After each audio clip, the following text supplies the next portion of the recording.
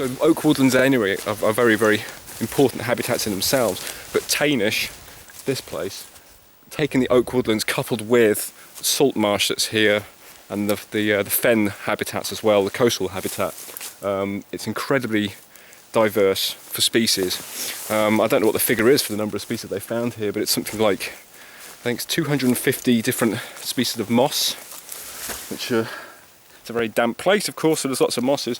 250, and that's about, I think, a quarter of all the species that are found anywhere in Britain. So very, very intense concentration for one small place. Remember, it's only 5 kilometres by 1 kilometre, 5 square kilometres. I think 450 species of lichen, hundreds of species of plant, over 100 species of bird.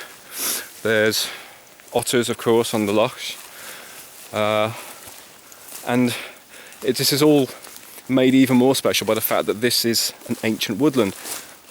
That's a term that you can hear in different parts of the UK, and it means different things depending on when the oldest, most reliable maps were formed. In Scotland, it was 1750, when General Wade, after the Jacobite uprising, he wanted to do a military survey of Scotland, so he did a survey of the land, of assets, essentially. So that's the best indication we have of how long forests have been. If you look at maps from 1750 and you can see that the forest has pretty much not changed in all that time, then it's classified as being ancient woodland. And its woodlands are, they're more biodiverse the longer they've been there. If you just go and plant trees in a felled area, if you go and clear fell somewhere, turn up the soil and then go and plant lots of trees and go back there in 100 years, you're not going to have the same diversity of species that have been there in a forest which has been there for 400 or 500 years. They become ancient and they change the very makeup of the soil depending on what's growing.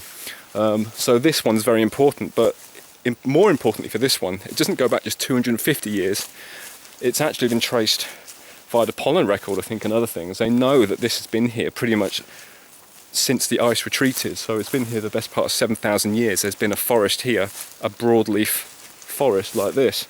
So it's very, very rare in these islands now to have a stretch of forest which hasn't been tampered with at all, pretty much. I mean, obviously people have been coppicing, cutting, felling, grazing, but for the most part this is a landscape, a small peninsula which has been protected and remains as it is now.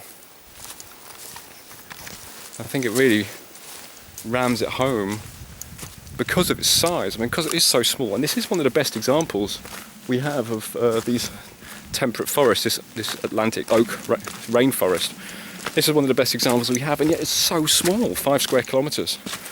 It's sobering just how much we've left, how much we've lost. And when we're up on top of the hill looking out, there's a lot of gold colour because there's lots of native trees, but further out into Knapdale, it's mostly non-native spruce, larch, things like that, things that have been brought here. So yes, it is heavily forested in a lot of Argyll, but it doesn't have the same value in terms of its biodiversity and its heritage, its natural heritage, as places like this do.